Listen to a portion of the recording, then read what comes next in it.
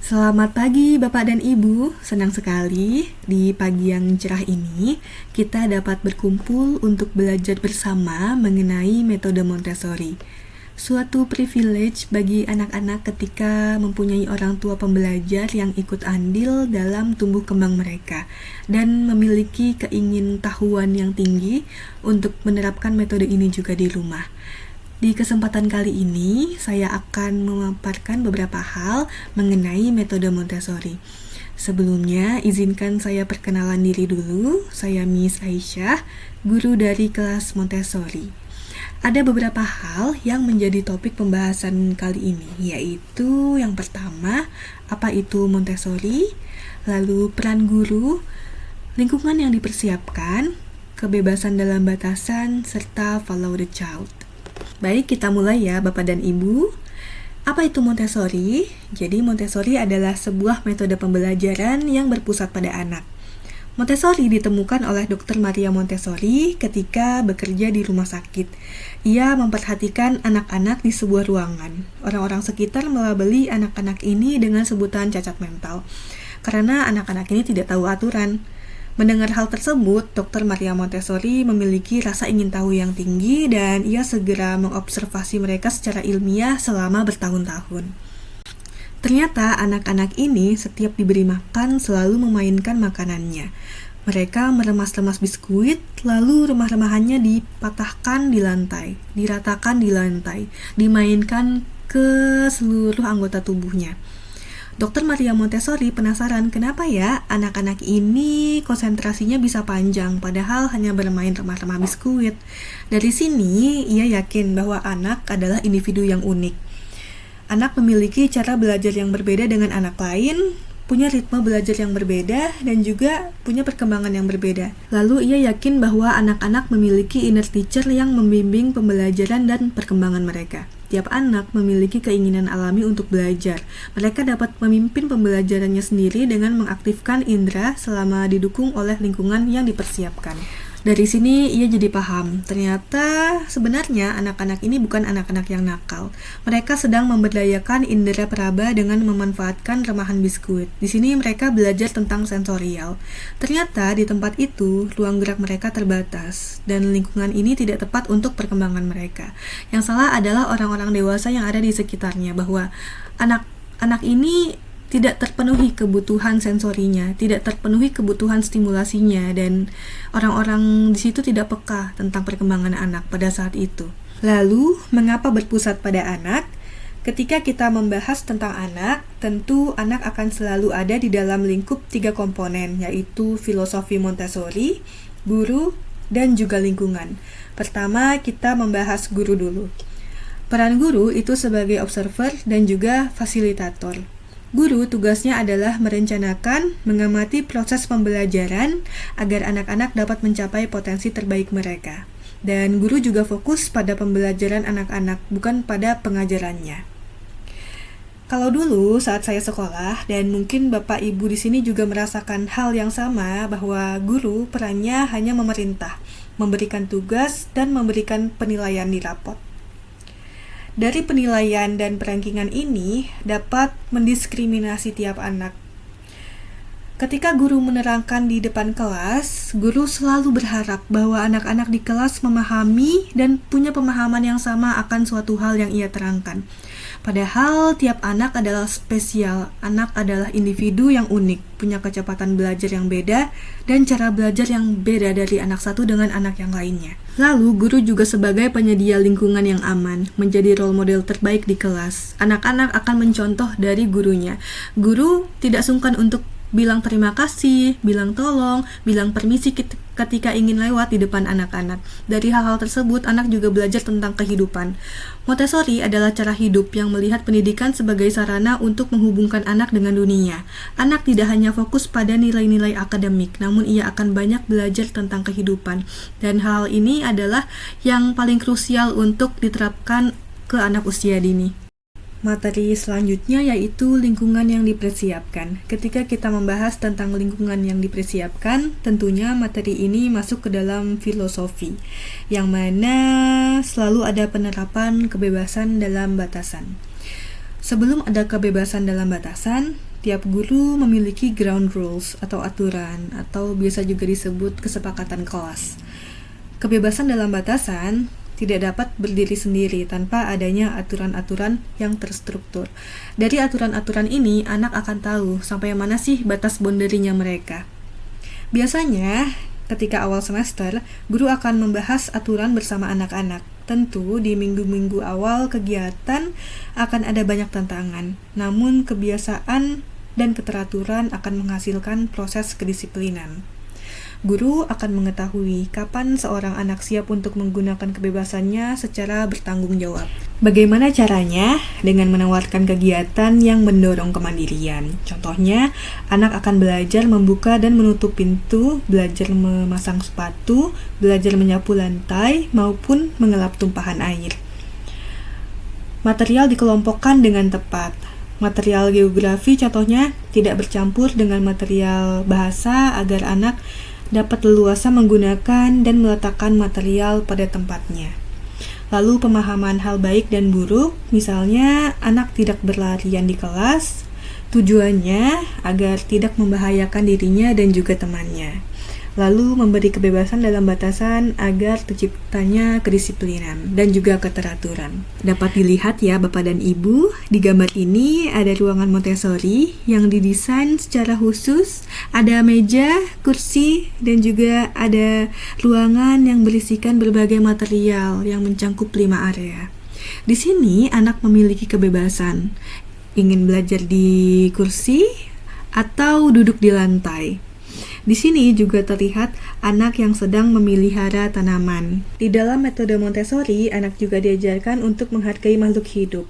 Anak diajarkan bahwa makhluk hidup saling berkaitan antara satu sama lain, dan manusia memiliki andil dalam pemeliharaan lingkungan. Contoh lainnya yaitu anak diberi kebebasan untuk memilih material apa yang ingin mereka repetisi. Biasanya anak suka mengulang satu material sampai ia benar-benar menguasai konsepnya. Aturan-aturan sederhana lainnya yaitu mengembalikan material pada tempatnya, selalu menggunakan alas kerja ketika bekerja dengan material. Dan contoh aturan-aturan lain yang dapat diberikan ke anak yaitu selalu menghargai dan menghormati orang lain, menghargai material, menghargai lingkungan, dan juga menghargai diri sendiri. Lalu, apa saja jenis kebebasan yang dapat kita berikan ke anak? Yang pertama, kebebasan bergerak. Di ruang kelas, anak tidak selalu duduk dari awal datang hingga jam istirahat atau dari awal datang hingga mau pulang sekolah. Ia boleh sambil berjalan untuk bersosialisasi dengan teman dan mencoba material lainnya. Yang kedua yaitu kebebasan memilih. Anak bebas memilih kegiatan apa yang akan ia lakukan di hari itu, selama ia dapat menjaga material dan mengembalikan material ke tempatnya. Yang ketiga, ia diberi kebebasan untuk tumbuh. Guru memberi ruang untuk berpendapat, ruang untuk bergerak bebas, ruang untuk bernegosiasi tanpa banyak interupsi.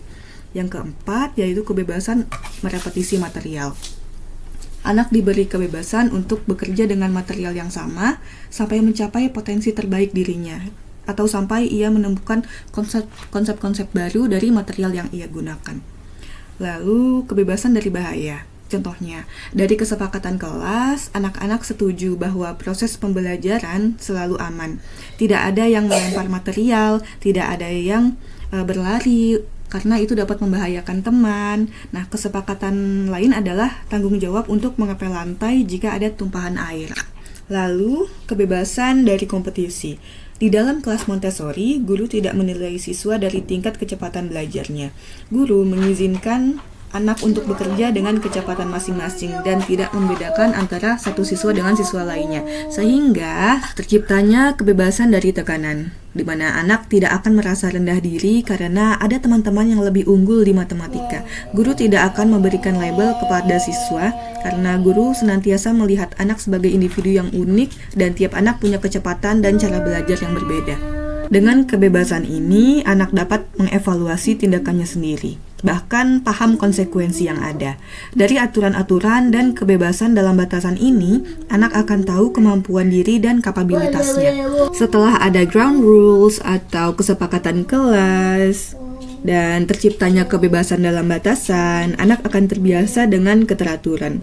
Ia tidak kesulitan menghadapi alur karena sudah memiliki waktu atau ritme kerja yang terstruktur dan juga kebebasan untuk bereksplorasi dan berimajinasi sesuai usianya.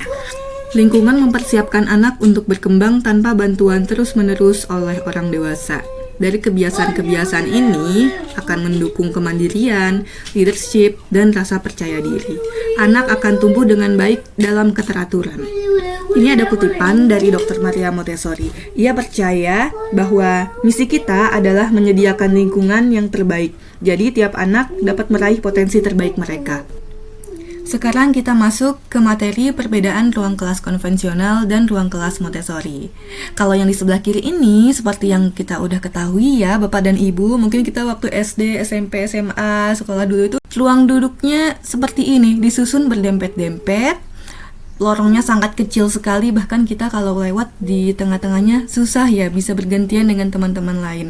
Nah, fokus kita pada saat duduk di kelas ini hanya tertuju pada satu titik, yaitu ke papan tulis dan juga ke guru yang sedang memberikan pembelajaran. Kita tidak bisa berkeliling kelas untuk bersosialisasi dengan teman. Kita hanya berbicara dengan teman yang ada di sebelah kita. Mungkin padahal waktu itu kita ingin sekali berbicara ke teman yang ada di sebelah ujung, tapi terhalang oleh meja-meja yang banyak ini. Dan jika kita berdiri, guru akan menegur kita dan kita akan mendapat nilai yang jelek karena kita tidak tertib di kelas. Dari ruang kelas yang seperti ini, kita terbiasa oleh punishment atau tekanan dan juga hukuman dari guru, sehingga ruang gerak kita sangat terbatas dan kita tidak diberi kebebasan untuk eksplorasi. Kalau di ruang kelas Montessori, ada banyak space kosong untuk anak berkegiatan di lantai menggunakan alas kerja. Ada juga yang dapat memilih untuk duduk di kursi. Nah, kalau di gambar ini, contoh kegiatan circle time.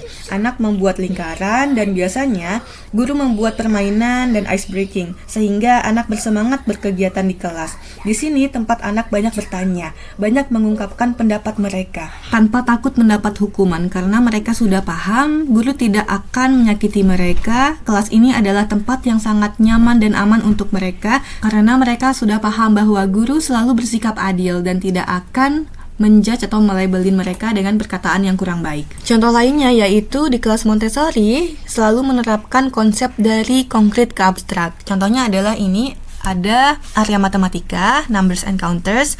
Anak bisa belajar tentang ganjil dan genap dari susunan titik-titik merahnya. Di sini anak tidak akan bingung lagi perbedaan antara 3 dan 4, perbedaan antara 6 dan 7, karena mereka sudah paham dari apa yang ia lihat dan apa yang ia raba. Lalu ada materi SPL, sandpaper letter. Di sini anak meraba tiap huruf-huruf yang ada di kartu tersebut dan juga anak mengidentifikasi, contohnya figurin apa yang awalnya huruf M atau figurin apa yang awalnya huruf F. Di sini konsep pemikiran anak antara hand sensorinya dengan konsep kognitif yang ada di otaknya semua berjalan bersamaan. Jadi anak dapat mengingat huruf-huruf tersebut dalam jangka panjang. Lalu ada juga material sensorial, di sini namanya touch fabric. Anak akan mengidentifikasi apa perbedaan halus dan kasar. Kalau dulu kita sekolah di sekolah konvensional, kita langsung diberi soal sama guru. Apa perbedaan halus dan kasar? Apa lawan kata halus? Apa lawan kata besar? Apa lawan kata panjang? Tapi guru tidak mempresentasikan perbandingannya menggunakan benda-benda konkret. Sehingga pada saat itu kita terbiasa menghafal, bukan memahami konsep. Di materi selanjutnya yaitu penerapan Montessori di rumah. Pada usia 3-6 tahun, anak memasuki periode sensitif untuk keteraturan, gerakan, dan bahasa. Mereka mulai ingin mandiri dan senang meniru aktivitas orang dewasa. Contoh hal apa aja yang dapat orang tua terapkan di rumah agar anak-anak ini siap dalam kehidupan mereka, agar anak-anak lebih bisa mandiri, lebih merasa percaya diri, dan merasa lebih berdaya akan hidup mereka. Contohnya adalah mempersiapkan makan siang, menyiram tanaman, menyapu dan mengepel, merawat tanaman, berhitung menggunakan bahan-bahan di alam, dan memperkenalkan anak dengan berbagai aroma bumbu dapur. Ini hal-hal sederhana yang dapat kita terapkan di rumah. Sampailah kita di materi terakhir yaitu follow the child. Disinilah peran kita sebagai observer. Yang dimaksud follow the child adalah kita mengikuti apa minat anak, hal apa yang anak sukai, memperhatikan rentang fokusnya paling panjang saat berkegiatan apa, dan apa yang menjadi ketertarikan anak dalam beberapa hari terakhir. Ayo ayah bunda, kita coba membangun koneksi lagi dengan tidak terlalu sering menginterupsi dengan kata misal, jangan lari, nanti jatuh. Padahal pada saat itu, anak sedang mengejar capung. Rasa ingin tahunya tinggi sekali. Ia ingin mendekati capung karena ingin membuktikan bahwa capung dapat terbang mundur dan menyamping karena ia dapat informasi ini di kelasnya. Ketika kita menginterupsi, ia kehilangan momen-momen tersebut. Akhirnya ruang geraknya menjadi sempit dan ia kehilangan rasa percaya diri. Sayang sekali ya. Ayo ayah bunda, kita coba slowing down. Kita bangun rasa percaya kepada anak dan percaya akan proses belajarnya. Seperti yang saya infokan di awal materi bahwa tiap anak adalah individu yang unik dan punya cara belajar yang beda. Mari kita dukung proses belajarnya dengan mengobservasi dan memberikan pertanyaan pendukung seperti, wah, capung kenapa ya bisa terbang? Ia akan membuktikan bahwa capung benar-benar bisa terbang mundur dan ini menjadi aha moment yang akan menjadi pembelajaran yang sangat berharga untuknya. Sekian Bapak Ibu, itu saja materi dari saya. Untuk menutup presentasi kali ini, saya akan membacakan kutipan dari Dr. Maria Montessori yang berisi, semakin anak berkembang, semakin banyak kebebasan yang ia peroleh. Untuk memastikan pertumbuhan fisik, kita harus mempersiapkan lingkungan dengan cara tertentu. Dan lingkungan ini akan menawarkan kepada anak akan hal-hal yang dibutuhkan secara langsung untuknya. Sekian pemaparan dari saya, Bapak dan Ibu. Semoga kita senantiasa menjadi orang tua yang selalu dapat mendukung perkembangan anak dan juga pertumbuhannya. Mohon maaf jika ada salah ucapan maupun penulisan. Semangat terus untuk kita. Salam bahagia untuk kita semua.